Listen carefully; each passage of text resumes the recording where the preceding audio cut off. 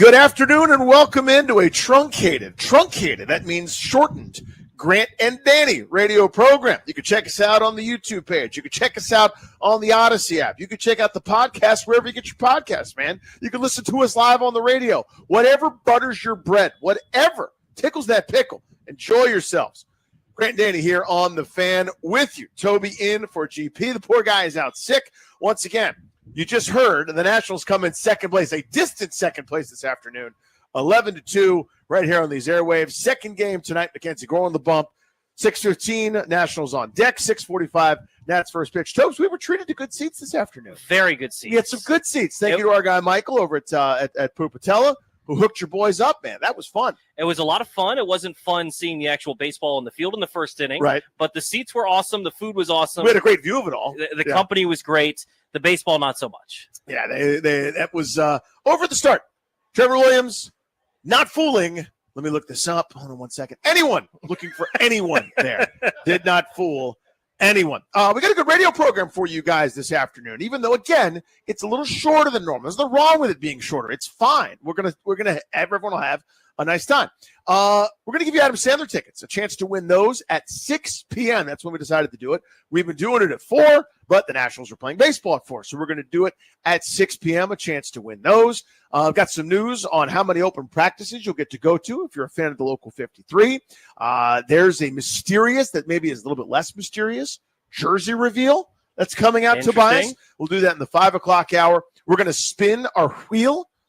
It's not a wheel, it's a wheel. We'll spin the wheel of a member of the Local 53.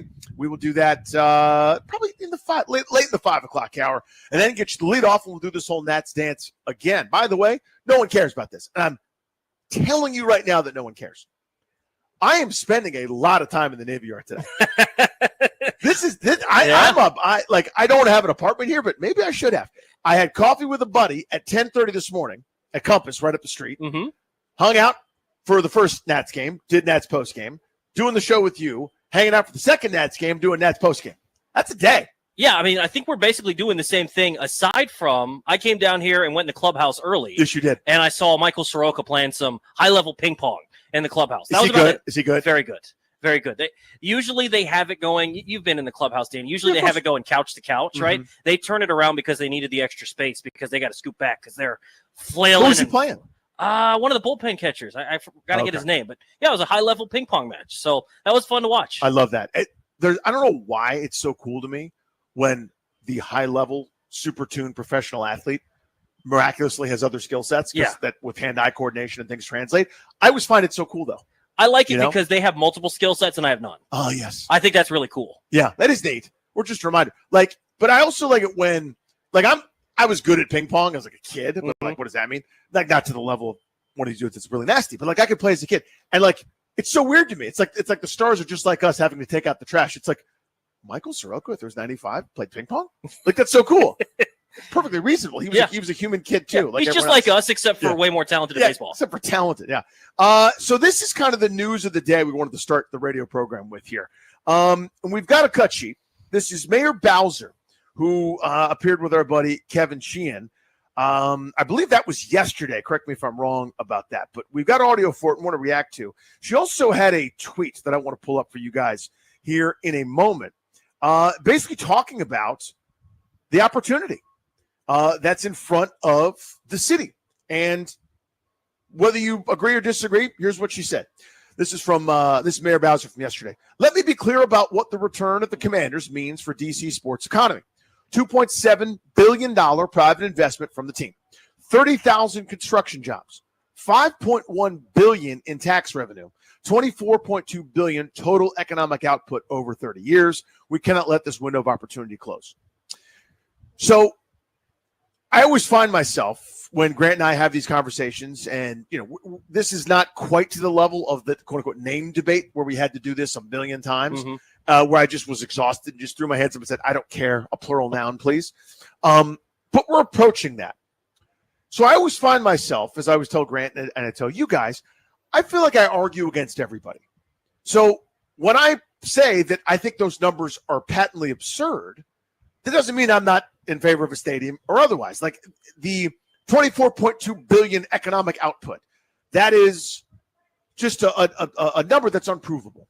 In other words, on a micro level, for example, Tobes, let's say you've got the NCAA Final Four in town, which is one of the things that you want to have, and hopefully they will have it if the stadium gets built, okay? Let's say on this campus there at RFK, Toby Altizer, the week of the Final Four, goes to a coffee shop that's on the campus. You buy a coffee and a pastry for $6. Just making up these numbers. $6 for the pastry and a coffee. That's actually a great deal. That'd be a great deal. Well, let's call it $10. It's DC, for goodness sakes. So you spend $10. What the economic output people, economic impact people would go, the Final Four brought us $10. That's the economic output. $10 new. Now, you might be here for the Final Four. You might just be in the neighborhood. Yeah.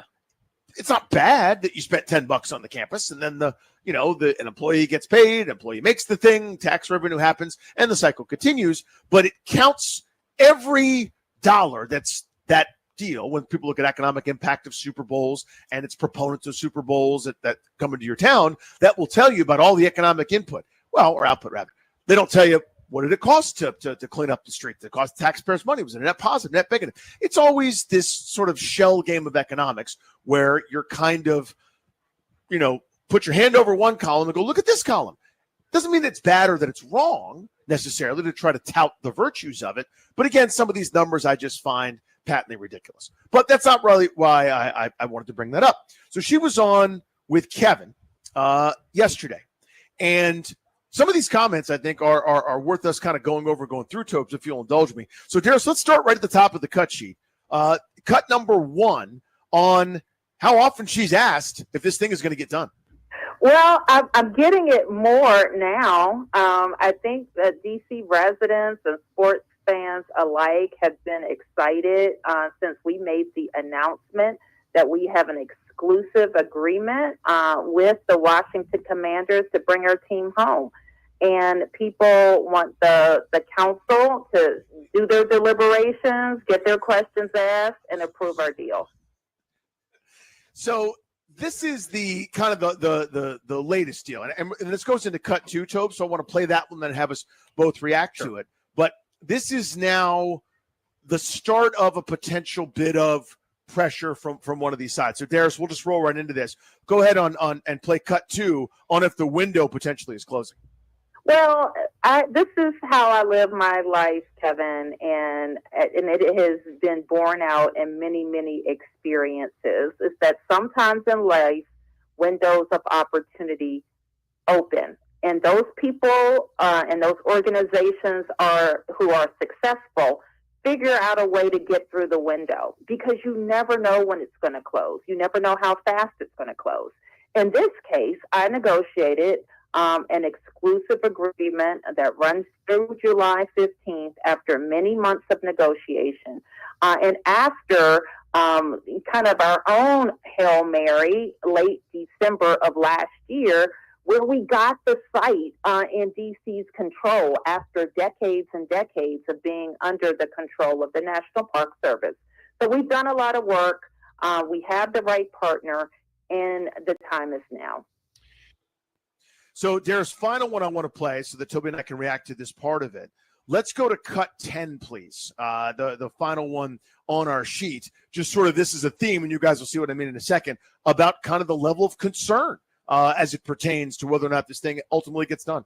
Level of concern. 5, you're really concerned about this deal getting done. 0, you've got 0 concern. Our football team's going to be playing in a brand new stadium on the RFK site by the year 2030. Where are you today?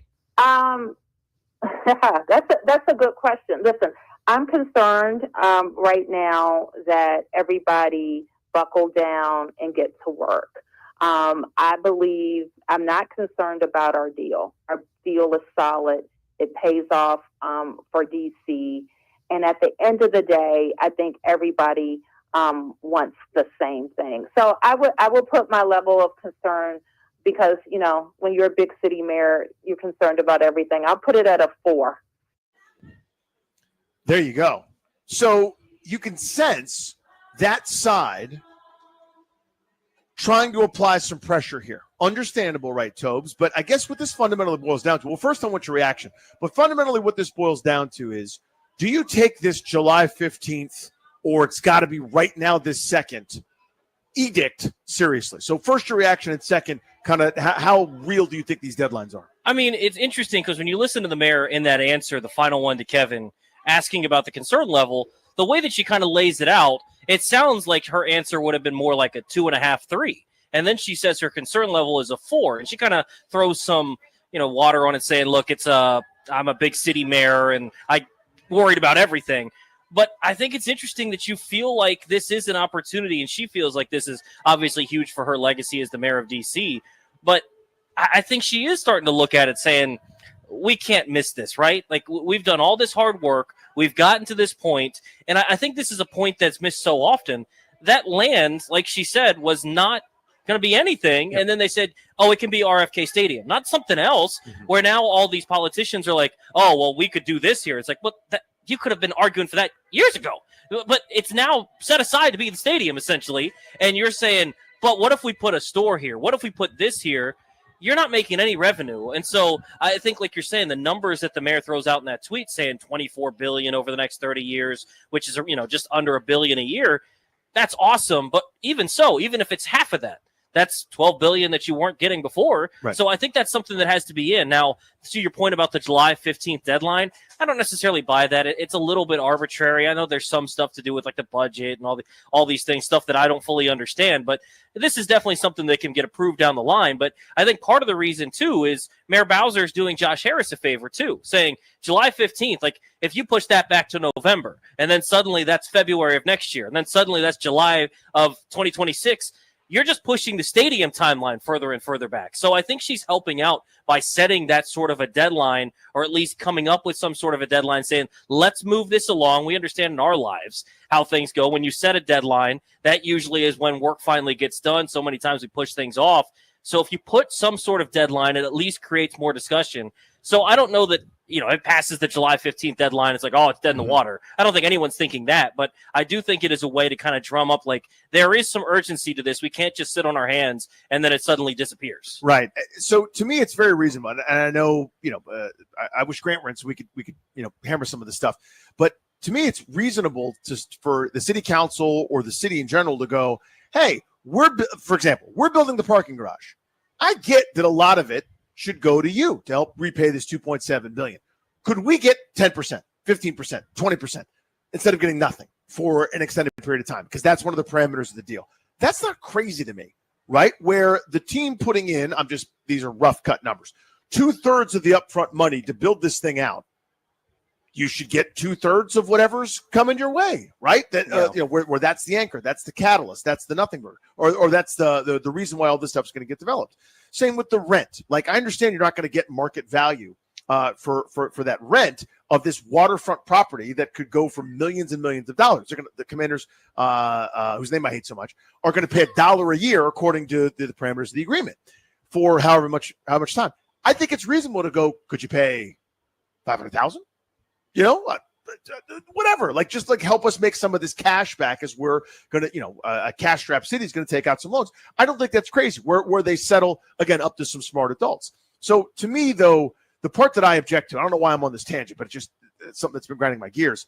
I don't like what I feel are the sort of disingenuous pie-in-the-sky numbers hammering you over the head. Those aren't the arguments that I buy, Topes. I buy that the part that you've touched on here, which is the D.C. Council and whoever is in charge are 100% at fault for not having anything potentially lined up as an alternative. I understand it was a Hail Mary that it took. At some point, they love using consultants for all sorts of crap. At some point, how dare you not have, here's a shopping mall we could put there, whether that wins or not, but where's your option? People that don't want to spend anything. We could put an apartment building there. We could put a putt-putt course there. We could put a dog park there over 50 acres. Whatever the hell you were going to do, nothing lined up at all for any kind of potential alternative. So if it's not this, you're left with very, very little. That's a huge thing for me. So the city council, as far as I'm concerned, individually, these are nice, smart, kind people that have been generous with their time with us, explaining their positions, and I certainly appreciate that. And individually, I think they come across very well. But as a unit, hard for me to kind of give a lot of benefit of the doubt and trust and faith, I would say, in everybody doing the right things for the right reasons. So again, I'm just kind of flailing my fists here, arguing against a lot of different stuff, but just kind of a reaction to the mayor. So let's get back to some of the cuts here, Darius, if we can. I think this is an important deal because for all the public posturing, the things that we see where we might go, uh-oh, that was fairly inflammatory, or uh-oh, that sounds like they're at odds. Remember, just the other night, they're hanging out at Cafe Milano. All the council or whoever from the council and the hog ownership group and everybody's all buddy. So let's go to cut 4 here, Darius, when she was asked, the mayor, on with Kevin Sheehan, if she's losing patience with the council at this stage. Well, this is what I know. And, I served almost 8 years on the council of the district. I chaired the council's economic development committee. I delivered the legislation that approved the Audi field. So I know how the legislative process works. I know the tools that are at the council's disposal. And I think that everybody should be treating this urgently. Nobody should have the kind of nonchalance that I've heard from some that, oh, well, what's a month? What's 2 months? What's 3 months? I think it introduces a level of uncertainty and risk that's intolerable for most business organizations. And the political uncertainty is also real. So that's why it's important that once everybody has what they need, and the council has done its own study, which I understand will be delivered in July. Actually, this week, July 3rd, I was told they would have a draft. They scheduled a hearing. We think they should advance that hearing to no later than July 21st. And I know a lot of people are interested to testify. And then that will line them up for a vote. Now, a lot of people have spoken very positively about the stadium and getting there. So I think everybody just needs to buckle down, work day and night if necessary to get any issues ironed out and vote. That was the mayor with Kevin Sheehan. I got one more clip I want to play before we jump here. Let's go to cut 7. I think this is important too. I know some of this was covered in the excellent Washington Post article where they got pretty much everyone on the council on the record, Tobes, as to what they were looking for, but I want to hear it from the mayor. Let's go to cut 7, Darius, on what exactly the council wants changed in the current proposal. Well, they won't tell me. I mean, literally, they won't tell me. So I think they gave more to the Washington Post last week than they've told me or the team. And so that's what I'm talking about when I say let's all get in a room, hammer it out, and come up with if there's terms that make sense. Now, I will say, like, we didn't leave a lot. I don't think we left anything on the table. Like, we negotiated hard. We got $2.7 billion, a roofed stadium that's going to generate tons of economic activity. So I think we've always expected that the council members would negotiate a community benefits package with having spoken to the community and focused on getting DC residents employed, having small businesses have opportunities on the site, focus on youth sports. By the way, our deal includes building an indoor sportsplex that would be for DC. And so I think that it's always been contemplated that that community benefits package would be negotiated at the council, at the council's process. And I'm looking forward to that being delivered at the same time. There was the mayor with Kevin Sheehan. So a lot of meat on that bone in terms of some of the quotes. It just reminds you of how kind of this process works sometimes in D.C., Tobes, when she said they told more to the Washington Post than they have to me. I'm like, yeah, that sounds about right. That sounds like D.C. to me. Yeah, you just hope that they can get this thing figured out and ironed out, like she said. I mean, whether it's all coming together, whether it's working, I don't even know. But just find a way to figure out what exactly needs to be fixed, because to me, the deal looks good. I'm not in the nitty-gritty and all that stuff. I obviously not representing constituents and wards throughout D.C. I get all that. But the deal looks good to me. And to her point, the amount of money they got from the Commanders seems astronomical and would be crazy to walk away from. But whatever it is, it's also crazy to me to think that a council member or whoever would hold this thing up over something that maybe is a little bit more minor than you would think is necessary to hold up a stadium deal. And so hopefully they can find a way to get this thing to the finish line, because I think it's good for everybody for this thing to end up at the RFK site. That's Toby. He's in for GP. This is Grant and Danny here on 106.7 The Fan. Coming up, you only got a couple chances to do something that I think a lot of fans like to do. You won't have as many windows as maybe you want. We'll tell you what that is and what you can look forward to, and your limited opportunities, your limited windows to see your favorite team. That's next on The Fan.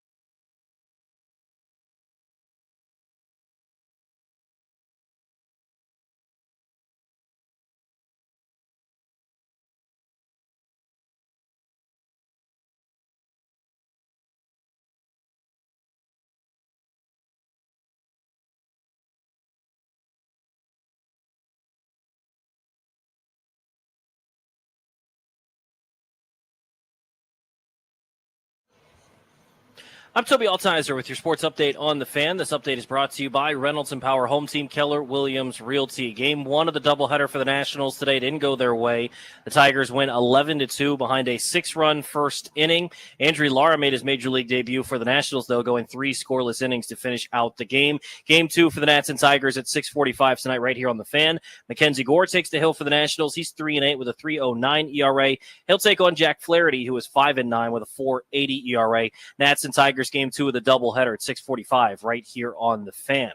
In the NBA, the Knicks are expected to hire Mike Brown as their next head coach. He has won NBA Coach of the Year twice and was fired by the Kings in December. He has a combined record of 454 and 304 as coach of the Cavaliers, Lakers, and Kings. Mike Brown going to be the next coach of the New York Knicks. In the NFL, the Commanders announced that they're going to unveil new alternate uniforms 1 week from today on July 9th. They also announced their open training camp dates, open for all the fans 3 dates, July 27th, 29th, and August 2nd. Open for just the season ticket holders is July 28th to 31st and August 4th. Also in the NHL, Taylor Radish signed a 2-year deal worth $3 million with the New York Rangers. Want to hear the fastest way to know what your home would sell for? Reach out to Empower Home Team. Simply text your address to 800-763-3000. No phone call, just text your address to 800-763-3000. That's 800-763-3000. From the Crop Medcalf 5-Star Sports Desk, I'm Toby Altizer on the Fan.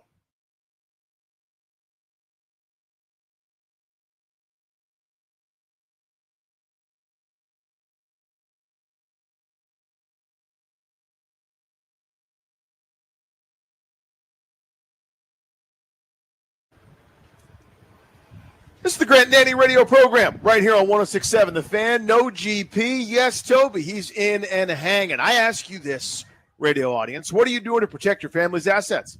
As the exclusive sponsor of our show, the law firm of Condori and Morad can help you draft your last will and testament, set up a living trust, or put together a medical power of attorney.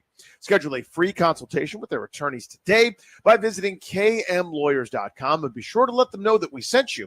That's kmlawyers.com. A reminder, a gentle reminder, your chance to win Adam Sandler tickets. Whoopity-doo. At 6 p.m., we will do that for you before we get you the lead off because the Nats have another game today. And we'll probably be in the middle of our wheel spin for a member of the Local 53. So that is our plan for later on. Also, you heard Tobes in his update talk about this mysterious reveal. It's still supposed to be known or it's not known. Maybe it's known, but one company reported it, but Washington didn't in their Twitter account. I don't know. We'll get into some of the uniform stuff that may be unveiled soon. What you also heard in Toby's update, something that I don't like. I'm bummed about this. So our very own JP Finlay, John Paul Finley, Jorge Posada Finley, Jasper Parnevik Finley. Oh, that's a golf reference. Thank you. James Pierce Finley. Okay. Juan Pierre Finley tweeted, shout out JP, the following. Commanders announced 6 training camp days for fans. Open practices for all fans on July 27th, 29th, August 2nd. Season ticket members on July 28th, July 31st, and August 4th. So, I love the Harris ownership group, okay? I do. I am a rational, reasonable human being. Because I'm a sentient human being, I get how much better this is than before. They are awesome. I love this. I don't know if this is a Josh Harris, Mitch Rails thing. I don't know if this is a Dan Quinn thing. I don't know if it's an Adam Peters thing. I don't know if it's a PR thing. I don't know who to be mad at. But to this, I say boo. I say boo to this. I wish there were more days. I understand that season ticket holders, and they're trying to encourage season tickets, they're a business, and I get what they're doing. I get that the season ticket holders, Tobes, have 6 different practices they can go to. My view on this, and I know it's not easy, that doesn't mean we shouldn't be doing something. To me, you need more. You are still in a friend-raising phase. You're still in a building phase with this fan base. Last year was awesome. I had fun, too. I want to have more fun. I love you guys. You're doing so much right. This, to me, is a miss. And I don't know who to blame, so I don't want to speak out of school and say Harris is being selfish. I have no idea if it's his call or not. I don't know where the buck stops with open practices. It may be a Dan Quinn thing. I don't know. I want more. They're on the low end of where pro teams, or where the NFL teams, rather, have in terms of access in those deals. And for fans, that's a big deal, especially for folks that can't necessarily afford or are able to, throw money in the coffers to go to all the games. Yeah, I mean, you hear so many people, fans that'll call in, especially when Doc or B-Mitch is on, and they're talking about, hey, I saw you up in Carlisle, or I saw you playing at training camp, and I got to talk to you, and I got an autograph, or whatever it may be. I interacted with you, and I get that they're not going anywhere. They're just in Ashburn. Maybe this is different if they're down in Richmond again, or if they're going somewhere else, wherever it may be.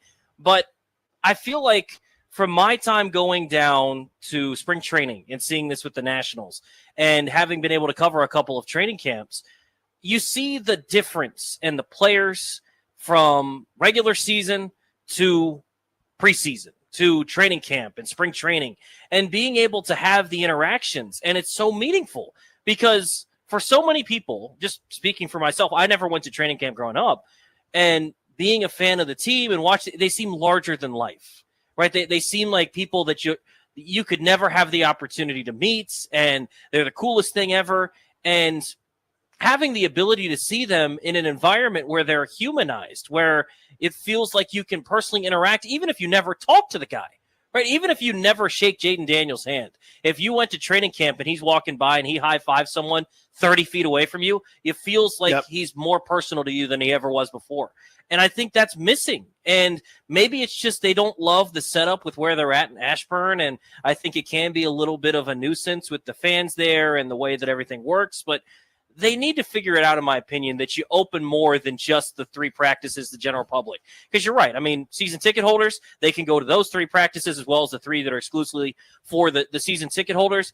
But it feels like there needs to be more open, because I know immediately people are like, well, they don't, they want to be able to have practices without people there, so they're not giving away stuff. And there's plenty of time for that, Danny. There's other teams that have more. And do you think that those teams are worse because they have fans at the practices? Absolutely not. There are ways that you can go about this, and it's not as if they're on July 27th putting in the most complex play you've ever seen that's going to somehow win them a game against Dallas in week 15. That's not what's happening. So I don't love this. I don't. I understand the reasoning, and I get why, but I think it should be going the other way, where you should be finding ways. And once the preseason games start and you're getting closer to the end, maybe it's a little bit different. You close up shop, but at the beginning of training camp, come let the fans interact and see that, have that personal connection with the team that you're not able to have otherwise. Yeah, I mean, some of my favorite memories are, as a kid, going with my dad he took a day off and we'd go do it.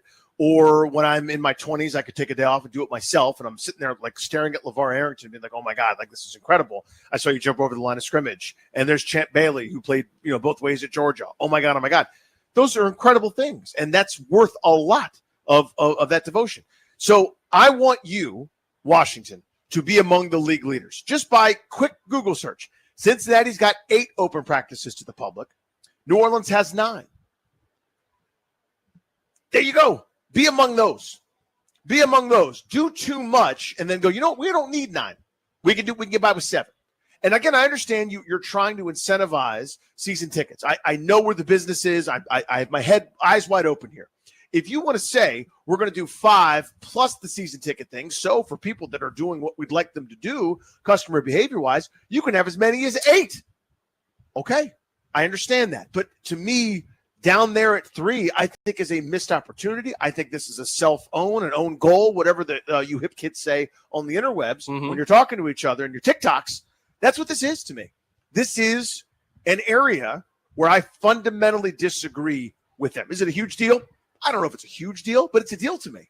Because this is one of those, you guys in with the ownership group, if you can hear me, you probably can't, but if you can, you're obviously so smart.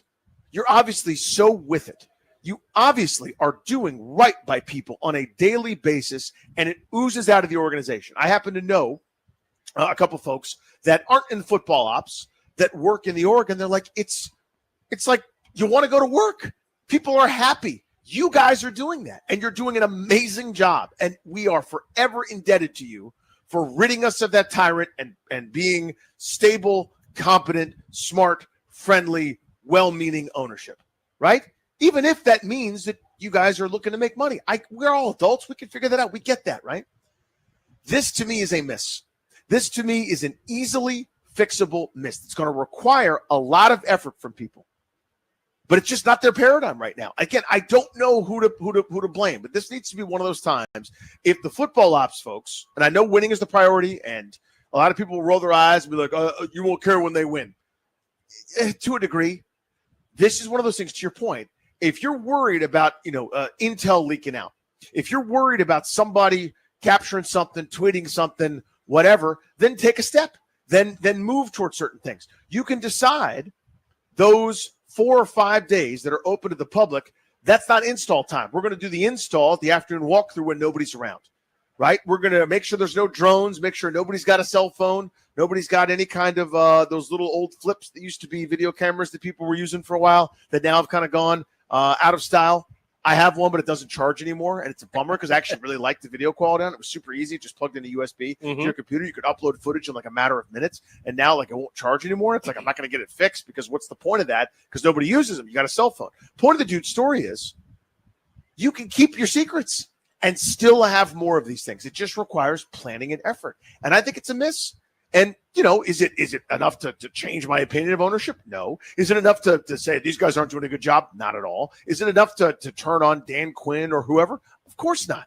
But it's one of those things where I can't let you not do something because it might be a little bit harder or because it might not be your proclivity. This is fan service. And I think that's something that needs to be always at the forefront, always at your core. I didn't realize how cool it was, Danny, because I didn't grow up going to training camps. The first one I went to was, I think, 2 or 3 years ago when one of the first times I went covering training camp, and I went to one of the days as a fan with my buddy, and it was so eye-opening. Like 2 years ago was the first time I went down to spring training, and seeing those sorts of environments is just so different. So if you're a fan and you've never been, you don't even have as much of an opportunity to go. And if you're a fan and you've gone, I'm sure you have the same connection that we talked about, where it's just a totally different experience. No, you're not watching real football, quote unquote, but it's your guys. It's the guys that you root for. It's the guys that you care about. And it just makes them feel more personable to you. And one of the things that I think is really cool that they're doing this year is they're going to have the Ravens in town for joint practices. Yes. That's going to be on August 21st, it looks like, according to the Ravens website. That isn't open. And I can understand that one to an extent. That's later on and all that stuff. But still, like those sorts of opportunities to see Lamar Jackson and Jaden Daniels on the field together. Danny, I got tickets to go watch that game last year. I had to buy them before the season because me and my buddies, I had some Ravens fans. We were going out to Baltimore to watch the game together. That was like the most sought after ticket to that point in the NFL season.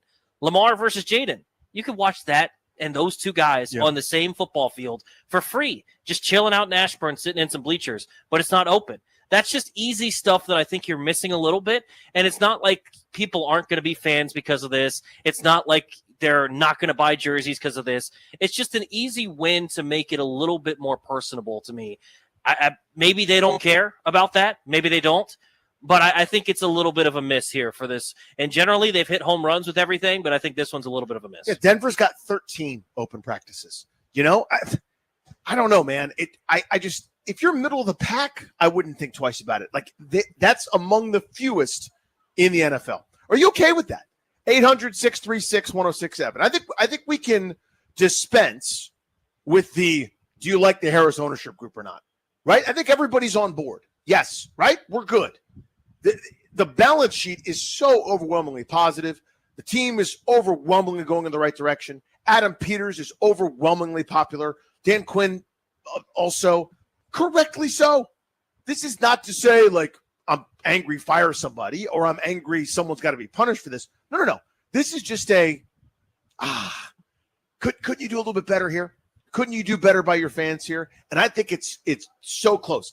I think if they had 5 open to the public plus the 3 season ticket ones, I wouldn't bat an eye. I'd go, I could use another date or two, but whatever. But when you start going around the league, and I literally just Googled it for 2 seconds, and I just found a couple that I know have a lot more, and I'm like, maybe you could have gotten away with it in the 80s when you're a juggernaut, and if you don't go to the NFC title game, fans went, that's fine, we're going next year, and you did. We need to win some people back, man.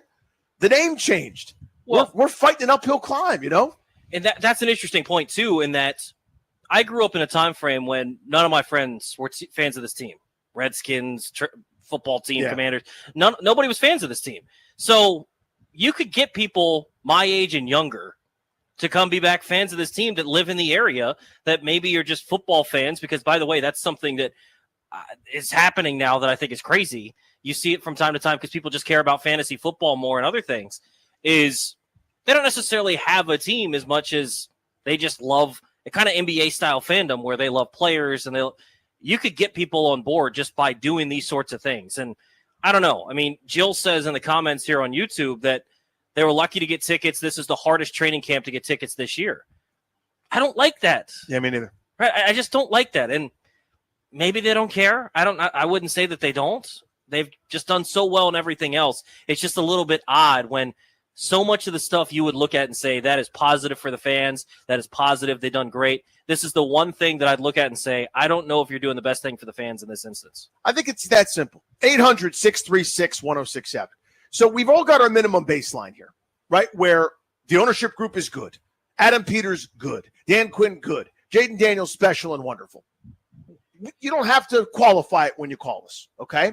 We all know that. And if you don't feel that way, I guess you could share that too. But on this specific thing, are they missing the boat? Is this a swing and a miss? 800-636-1067 is the phone number. 800-636-1067. Are you bummed that there are 3 dates for non-season ticket holders? This shouldn't be the kind of thing where somebody wants to go and can't. Life happens. I'm sure we'll get like the fan tough guy that says one of a couple things. I don't care about any of this. I just want them to win on Sunday. You're allowed to think that's fine. For a lot of us, it's a great touch point to build fandom with the team. Others will say you got to drop everything and go on one of those days.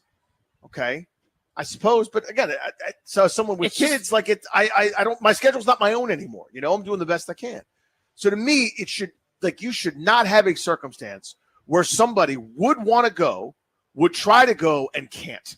That to me is inexcusable for a team in their position. It's so expensive to go to a game. Yeah.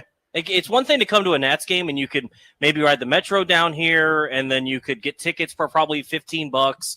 And if you just want to be careful and not eat a lot, maybe you spend $10, $15 on food. A day like today, I think they're doing $5 hot dogs and drinks and stuff. So you could come down here and make it a semi-affordable day. You can't do that at a Commanders game. You're spending $60, $70 on parking. If you want to take the Metro, you're walking a mile in and a mile back, and your cheapest ticket you're finding is well over $100 unless you're going to a preseason game. So it's just a big miss to me because some people aren't going to be able to get over to Landover to watch a game.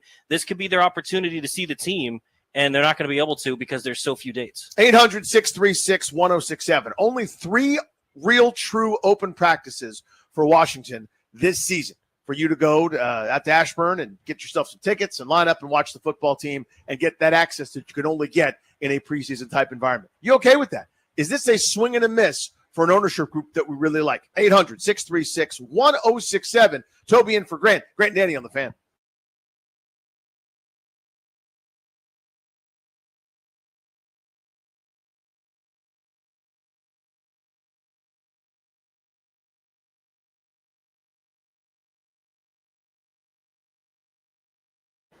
What's up, guys?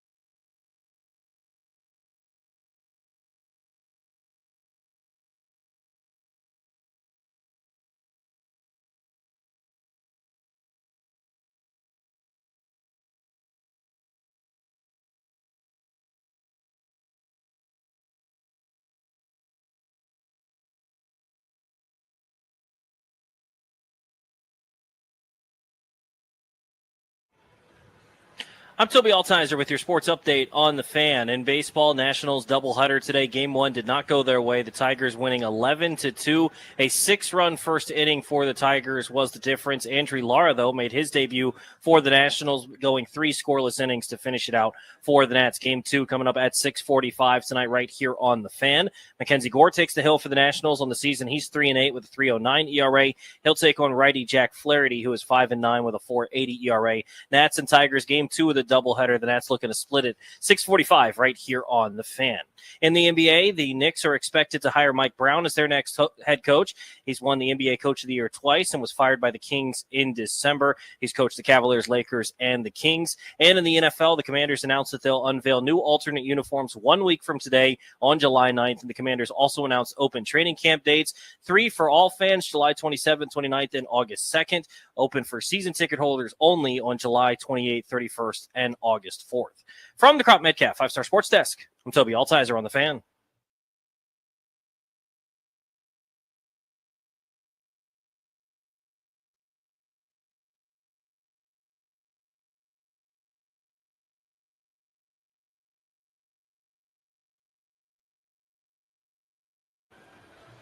Adam Sandler tickets, 32 minutes from right now on Grant and Danny here on 106.7 The Fan. Tobias Funke in for the ill GP. Wishing him well. Hope he gets better. Speedy recovery, my friend. We'll see you back here when you are able. Topic of the moment, 800-636-1067.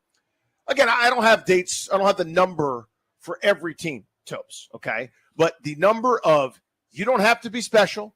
You don't have to be part of the partial plan, the season ticket alpha plan, or this 4-game game pack, or a member of the super community rewards points team. None of that crap. If you want to go, you can go. The open practices for the local 53, only 3 of them this year for Washington. I think they did something similar last year. I was trying to find the number. I think it was either 3 or 4. But frankly, to me, that's not good enough. You just took a quick search reveals that Cincinnati is offering 8 open practices. No strings attached. You want to go, you can go. 9 for the New Orleans Saints. 13 for the Denver Broncos. If there were a few more, I wouldn't bat an eye. The fact that it's a third or a fourth of some of these teams gives me pause, and I find it a little bit frustrating. 800-636-1067. Swing and a miss here? Miss the boat?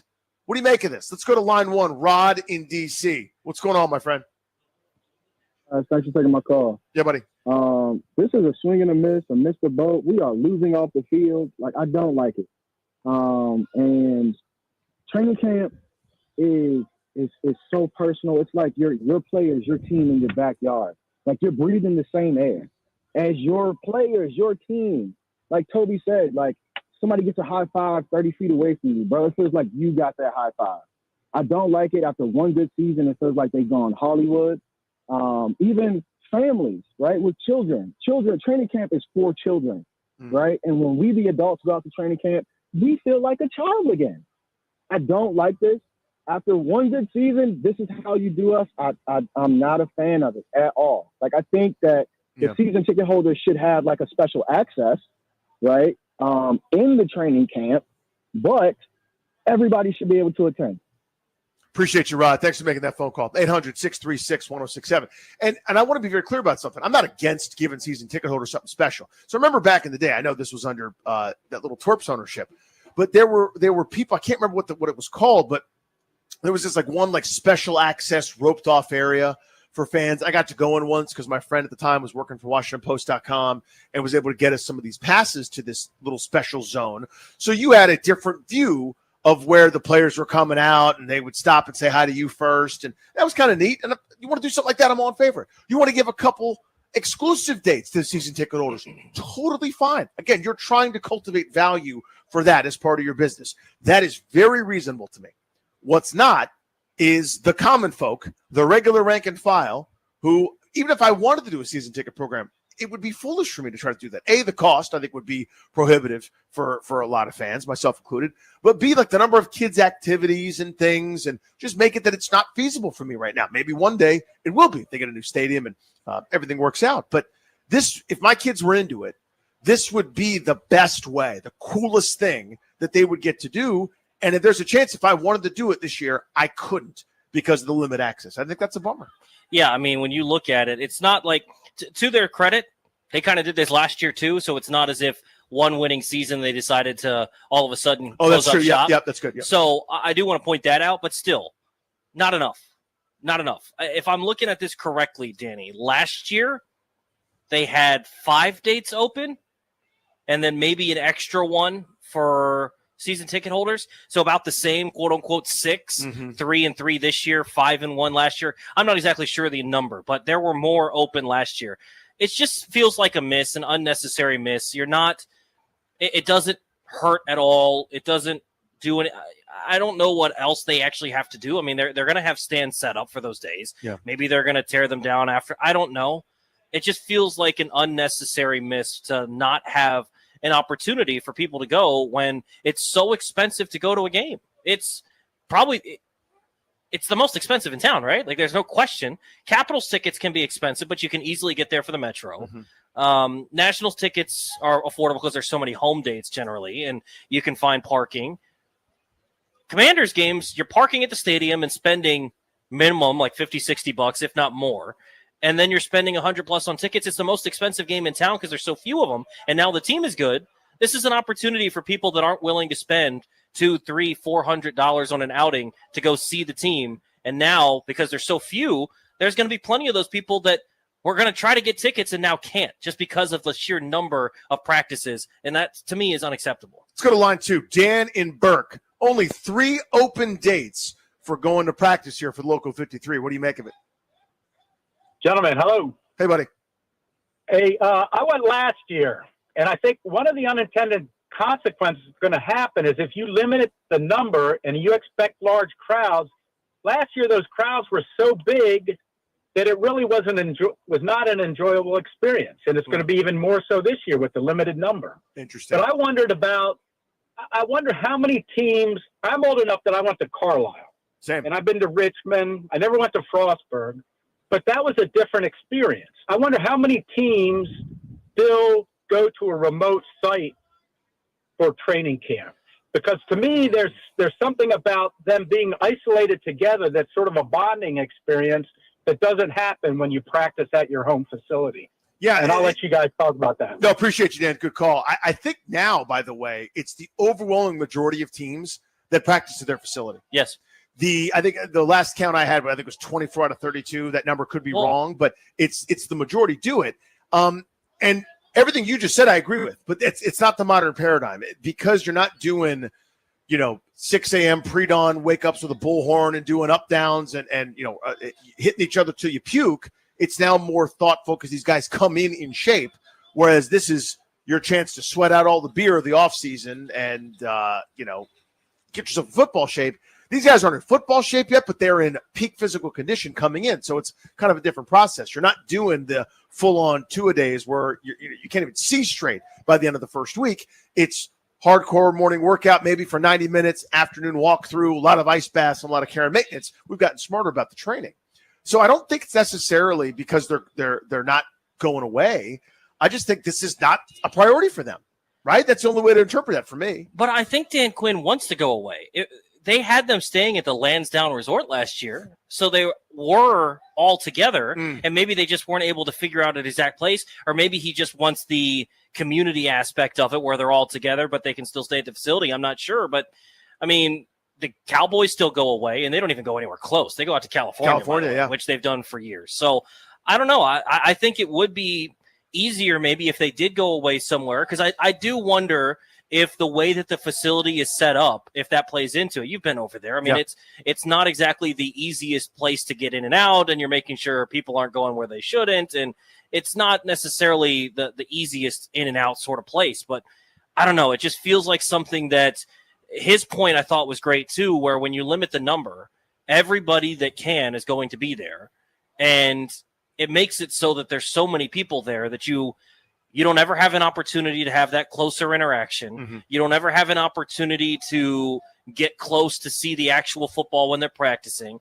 You kind of just feel distant even though you're there. So it's a cool experience, no doubt. But when you have so few dates, those so few dates become so packed that if you don't get there an hour or two before the gates open and you're one of the first people in, you don't get a prime spot, and then suddenly it's not as good of an experience as it would have been if you're not packing out just 3 dates, instead spread that over 6-7 dates. 800-636-1067. Let's go to line 4, Jill in Fredericksburg. Only 3 open dates for Washington fans. What do you make of it? It's a miss, guys. It is a miss. As someone who's attended several training camps with my kids, you know, I'm very disappointed. I come from Fredericksburg, Virginia, so it's a nice little trek for us to get up there. It's been a tradition. I take my son, my daughter, and, you know, my godsons. And this year, there was only, July 27th. There was like a Tuesday date and August 2nd. As a parent, you have 2 days, July 27th or the August date. Mm-hmm. And it was just, I think one was a Sunday and then the other one was a Saturday. Yeah. And I was just very disappointed because I went in there. I saw the announcement through Instagram and I was just like, wait a minute, I didn't get my email. And then I went to my email and I saw the email. I said, oh, okay. And I've been stalking my email waiting because I just knew. I said to my son, you know, he's older now, but, you know, it's just a tradition. We love doing it. And I told him, I said, you know what? You know, everybody's watching the team. Everybody's hyped. So everyone's going to try to get tickets. But I never in my wildest dreams would have thought that it would have been this difficult. I normally can get 5 to 6 tickets. I was able to get 1 ticket for myself, and my son was able to get 1 ticket for himself in a parking pass. All right, so I'm glad you got in, Joe. So there's a happy ending at least that you get to go. But I appreciate the phone call. Thank you so much. I'm looking at it now. I mean, let's say you're just a regular person living their life, and you're not glued to it. You don't get the email, whatever that Jill was talking about. If you just get to it now, you got a full day work. You're in meetings all day. You find out now, oh, the training camp dates are announced. Let me go look. Sold out for the one open to the public. Yeah, I texted my cousin immediately because I knew he wanted to get tickets for him and his son to go at some point. And this was tweeted out, Danny, at 11:02 a.m. Today. And the tickets are already sold out for all the ones open to the public. So if you would have not been on your phone for a regular work day and you're getting off at 5:30 and you're leaving the office like, oh, tickets are out. Let me get some. You can't get any. That's the problem. That's what they're missing here. Is it creates such a ridiculous demand on just a couple of days that the people that just happen to miss out. You took a nap today. You were on the golf course. You came home. You took a nap. You're getting ready for dinner. Whatever. But you missed out on being able to go to training camp. To me, that's unacceptable. Can't happen. 800-636-1067. Let's go to line 5, Matt in D.C. Matt, what's up, man? Good afternoon, gents. Hey, so a couple things. First, like the sheer logistics or whatever of the amount of practices and this, that, or the other. I'm unclear on that. Like, the assumption that they're doing something wrong, sort of like their motivation. But I would say if that is their motivation to not do something wrong, but to just focus on selling, I mean, it's hard to begrudge these guys for wanting to strike while the iron's hot. I mean, goodness gracious, they just spent $6 billion on the team and is offering to do another $3 billion for the stadium. Mm-hmm. Appreciate you, dude. Thanks for making the call. No, I got you breaking up there for a second. Yeah, I don't get this. No argument makes sense to me on this front. In other words, if you're like, well, we can't accommodate that volume of people. Well, you've got a swell of people on those 3 dates. Yeah. Right. So it's not a volume thing. Maybe it's too much work to add 2 of these dates or something to it. I just don't buy anything, to be honest with you. Now, maybe somebody really smart could get word to me and I could get the word out for you. This just looks like you don't want to do it. You're not interested in doing it. People are clearly interested. Like, I'm getting tweets. I'm at Funny Danny. Toby's at Toby_Altizer. A couple guys are like, yeah, I don't want to do that. I'm not that excited to go stand out in the heat. You don't have to. I'm not telling you do. Yeah. My point is, you clearly have some demand. You clearly have people that are excited, and you're limiting their excitement.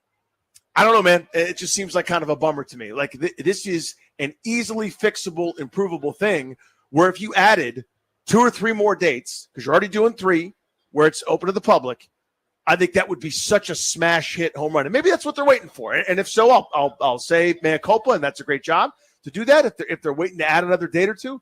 But this just seems like such an unnecessarily tightening of a thing where you're making something that everybody's happy about, that it's excited about, you're not giving them access to that team, and it seems like an unforced error. Yeah, and it's just crazy to me if the reasoning is then football reasons saying, hey, we got to install stuff, we got to do all this stuff and make sure we're getting ready for the season. You've got probably 30 or 40 guys on your roster then that won't be there by the beginning of the season. So, yeah, you're going to put some of the stuff in, but you're not getting into the nitty-gritty for getting ready for week 1 then. So it's not as if you need to be secretive, and there are already you can't record plays and they try to enforce it and different stuff, but it's not as if you're going to run some crazy route that no one's ever seen before in those practices because you understand people are there. So, yeah, I just think they're missing the point here, which is you've got a fan base who is coming back. A lot of people are coming back, and you got an opportunity. Genuine excitement. Yeah, and not to say that that's even going to disappear, but feels like a missed opportunity to have more open practices. It's time to spin the wheel of the local 53. Again, we're going to take a wheel and spin it. What player are we talking about? We don't know. We're doing this in advance of training camp, of which you can only see 3 practices. Oh, thank you. Talking about the members of the local 53, the Washington Foosball Boys. Who does it spin on? Plus, Adam Sandler tickets at 6. We'll get you a leadoff. Plenty more to come here. Great Nanny on the Fan.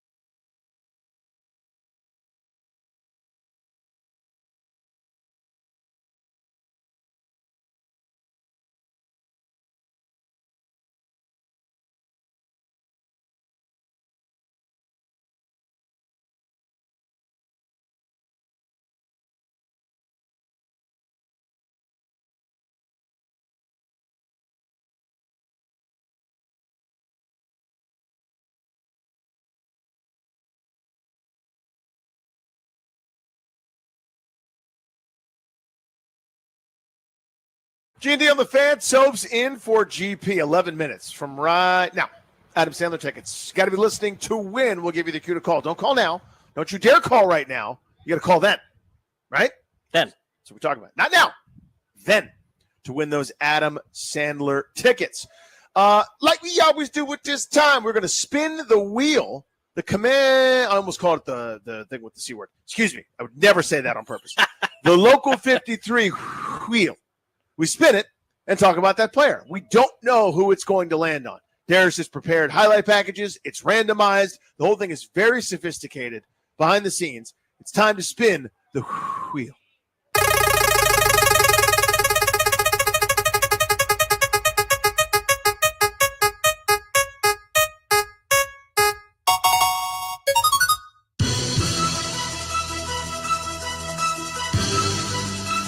With the 67th pick in the 2024 NFL Draft, the Washington Commanders select Brandon Coleman, tackle, TCU.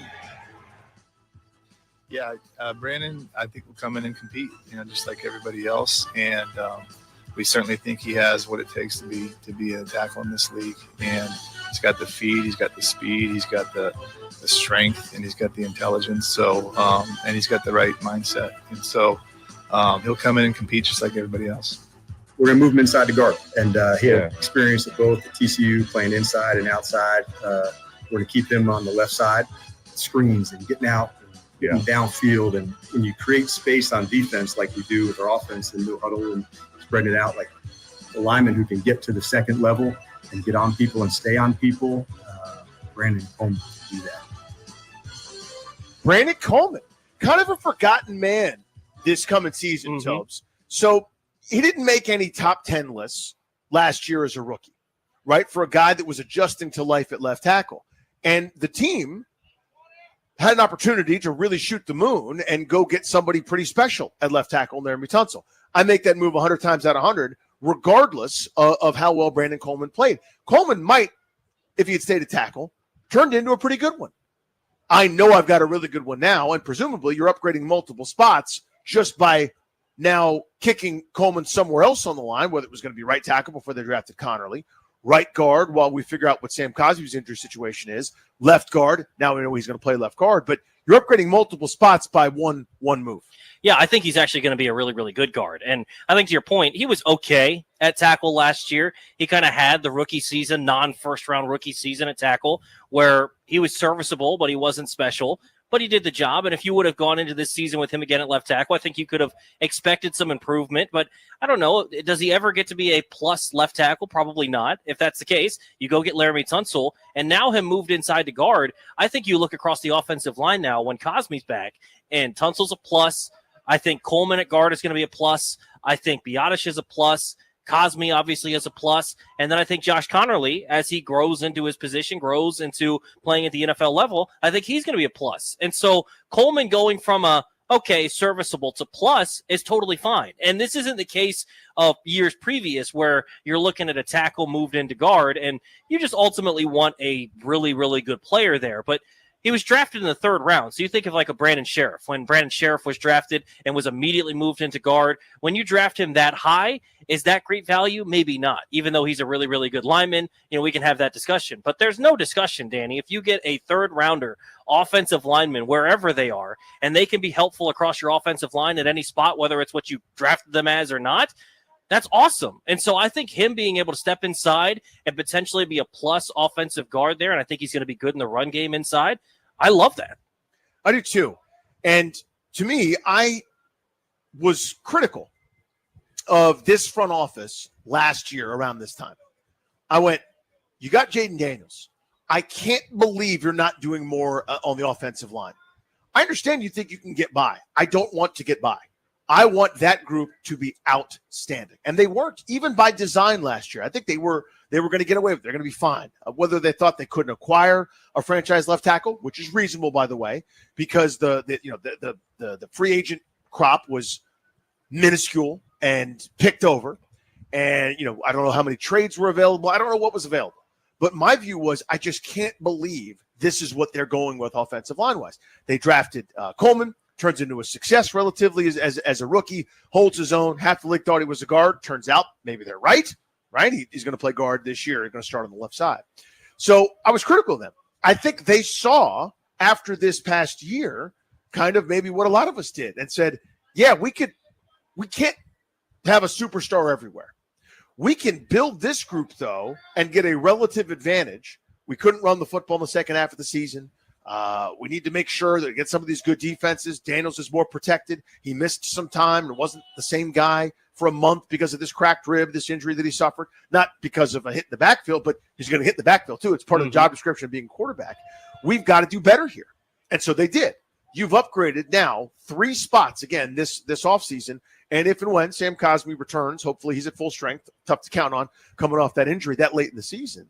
You've now turned this group on paper pretty damn good, right? According to PFF, again, not gospel. You've got the 8th best tackle heading into this season of Laramie Tunsil, right? That's a plus. Connerly, the staff was in love with. I mean, it was the draft day manifesto or the little letter or the post-it note rather from Cliff Kingsbury. Connerly, no matter, or the left tackle from Iowa, or not Iowa, Oregon, no matter what, right? Yeah. And it ends up happening. So you got some offensive versatility there. You're dynamic. You've improved a little bit in that regard.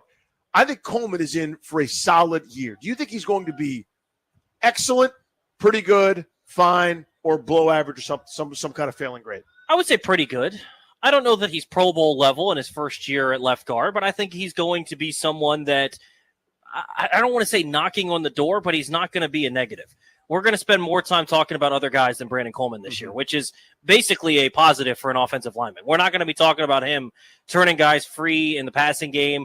I think we are going to talk about him positively in the run game. And so I think in general, when people talk about Brandon Coleman at the end of this season, they're going to talk about him in a pretty good light. And I just, the way that they were able to improve this offensive line this offseason, Danny, this is probably the best offensive line they've had since Trent was here, right? And that's because you had that stud left tackle, and you've got pluses across the entire offensive line. And you got to give credit to Adam Peters, because when we went into this offseason, we watched the Super Bowl, and we watched Kansas City get absolutely manhandled up front by a team that's in your division with the Philadelphia Eagles. And so coming out of the Super Bowl, we all said, you got to beef up that offensive line. That's the number one priority. We kind of lost track of that, but they beefed up the offensive line to a point that it's been a weakness of this team for years. Now it feels like it's a strength of this team, and you've also got the quarterback to go with it. That can be a special pairing and make up for other shortcomings on the offense. A little bit more on Brandon Coleman, plus a Nats lineup. We will get you Nats leadoff, rather. We'll get that to you, and your chance to win Adam Sandler tickets. That's about 5 minutes away here on The Fan.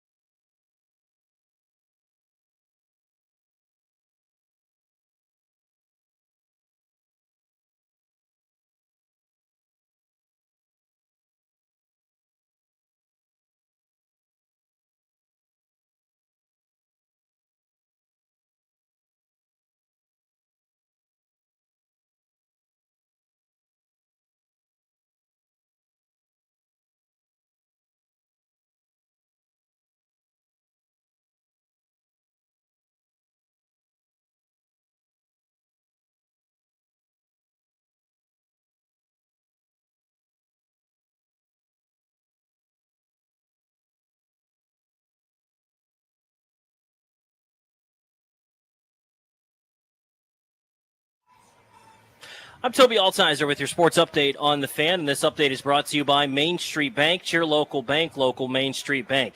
In baseball, the Nationals have a doubleheader today. They lost game one of the doubleheader 11-2. A 6-run first inning for the Tigers did the Nationals in, but Andrew Lara made his major league debut on the Hill. He went 3 scoreless innings to finish out the game for the Nationals. Game 2 getting underway in about 45 minutes. 6:45 first pitch right here on The Fan. Mackenzie Gore takes the Hill. He's 3-8 with a 3.09 ERA. Jack Flaherty gets the ball for the Tigers. He's 5-9 with a 4.80 ERA. Nats and Tigers game 2 of the doubleheader right here on The Fan coming up at 6:45.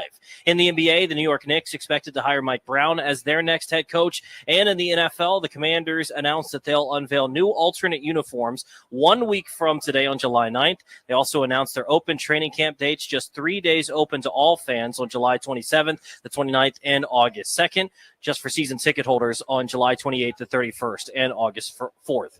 Main Street Bank is a business-focused community bank proudly serving the DMV since 2004.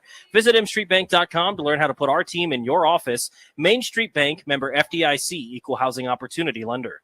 From the Crop Metcalf 5-Star Sports Desk, I'm Toby Altizer on The Fan.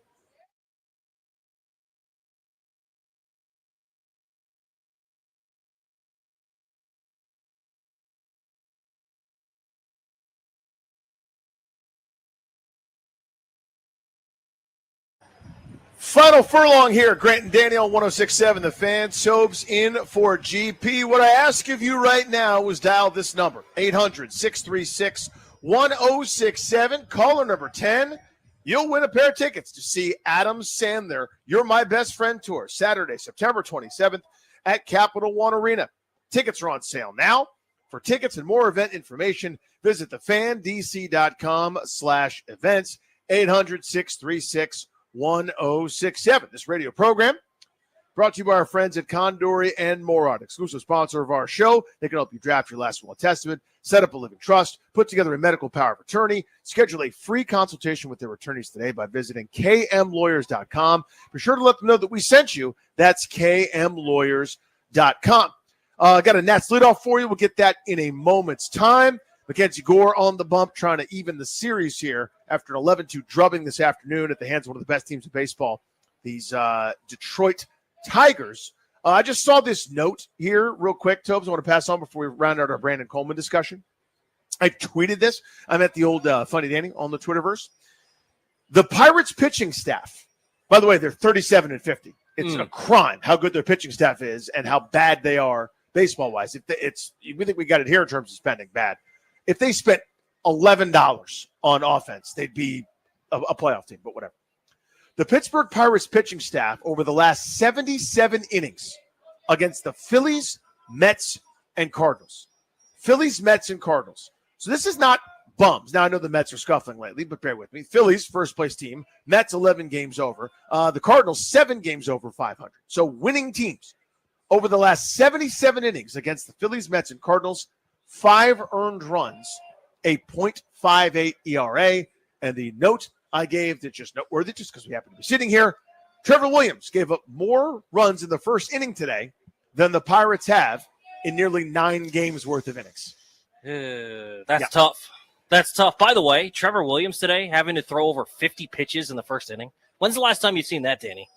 50-plus pitches in the first inning of a ball game. Let me just look back to Trevor Williams' more recent starts. No, usually the first inning's fine. It's the other ones. Yeah, I mean that's more of the what am I blanking on his name? Left-hander pitches for the Nationals. It's been a long day already. Patrick Corbin? No, he pitches currently for the Nationals. What? Oh my God, he's a left-handed pitcher for the Nationals. Mitchell Parker. Jeez Louise. I'm telling you, it's been a long day already. Been out in the sun. My brain's not working. I mean, good part is you only have Nats postgame after this game, too. I need something. I need an IV injection. I need a coffee. That was disaster. You know, the guy with the mustache with the face. Yeah. That was like my mom years ago, being like, the man, he's in the movie. He talks. Whatchamacallit, right? You know, he's the guy who was in, he wears pants. Yeah, that dude. Mitchell Parker. That's Mitchell Parker. Good Lord. All right. Here's what I got for you to round out the discussion about Brandon Coleman. To me, I think the floor for him is pretty good as a guard. I think the athleticism, I think his ability to maybe be out in space a little bit more might help with some of the outside stuff. Again, I think with this front office, and this coaching staff and this regime is counting on is dramatically improved offensive line play being the catalyst for the run game to improve. Well, it has to be, right? That's the only solution I can come to. We spent plenty of time talking about Brian Robinson. And that's why I brought it up. It's not as if Brian Robinson is somehow going to turn into a 1,000-yard rusher, is he? Like, I don't think that's what they're counting on. I think they believe that they've really improved their offensive line by a couple of moves, bringing in Tunsil and then drafting Connerly. I think they feel like they've set the tackles and that the interior of the O-line is now solid, which I kind of buy. So I kind of understand where they're coming from. You still got to see it, but I do like what Brandon Coleman can give you because I was fine with him at tackle last year. You know, as time goes on, maybe he wasn't going to improve out there, so ultimately you kick him into guard. And I think, like you said, the floor, I think, is quite high, and I think the ceiling is quite high. I think he could be a really, really good guard. Let's say Houston wasn't in the market to trade Laremy Tunsil. Let's just say they said, you know what, we'll edge off salary somewhere else. I'd have been okay with him at left tackle this year. I'd go, the arrow is trending up. He's not Jordan Mailata. He's not Lane Johnson. He's not Penei Sewell. He's not Tristan Wirfs or Trent Williams. Not one of the stars.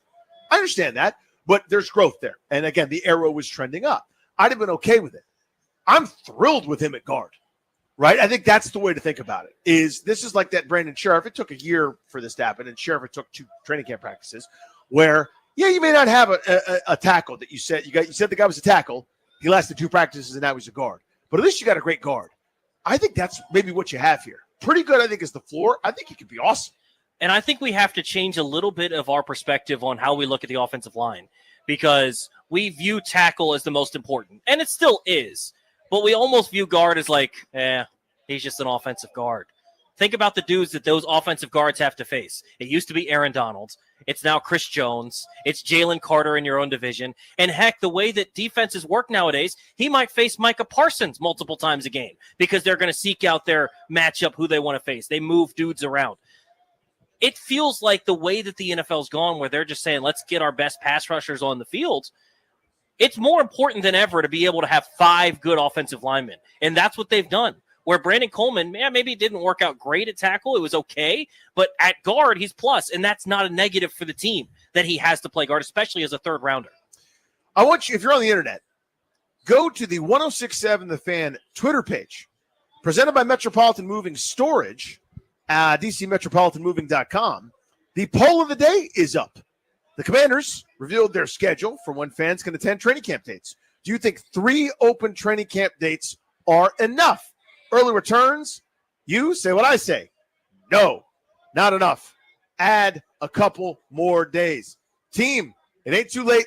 I'm begging you. Just keep the stands up. You're already doing one Tuesday? Do one Wednesday. You're doing one Saturday? Do one Sunday. Come on. Add a couple of more days. Give the people what they want. That's me, Danny Rouillet, talking. Now, I'm not going because, again, my kids aren't that excited about it. If they were, I'd probably try to find a way to do it. And it's just a lot for us to go back and forth, just give what's going on in my life. You guys don't care about that. So I probably won't go. I've gone in the past. You already got me, though. My affinity is not going anywhere. I love it so much. I love the team. Those kids, come on, man. Give them a 100%. Chance to come see it. That's where I'm at 100% on this. It is now time for us to do a little something we like to call the leadoff. Brought to you by The Window Man since 1989. The Window Man has been the educational window company. Get your free in-home estimate or visit thewindowman.com's all-new Fairfax showroom. Tobias, would you like to read the lineup today, or do you want me to do it? I can read the lineup. You won't read the lineup right now. I'll read the lineup. I want you to read the lineup. Once I pull up the lineup, I'll read the lineup. I was delaying so you can pull it up. I got it right here if you want to do it, but I figured let's give Tobes a chance to do it. Leading off, playing shortstop. See? Yeah. Jake. Yeah. Abrams Yeah.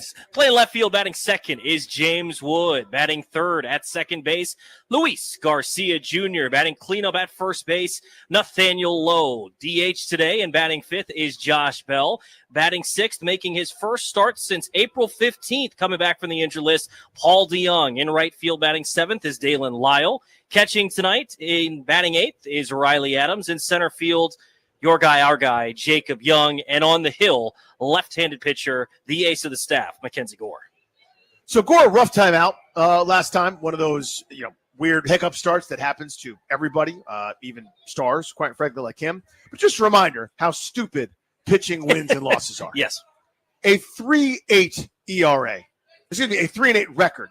to go with an ERA just over 3, and it's been in the 2s, the mid-2s, mind you, for most of the season. Again, that hiccup, blow up, meltdown, whatever you want to call it, caused his ERA to jump dramatically. It was 2 starts ago, actually, in LA, where he got roughed up by the best team in baseball, potentially.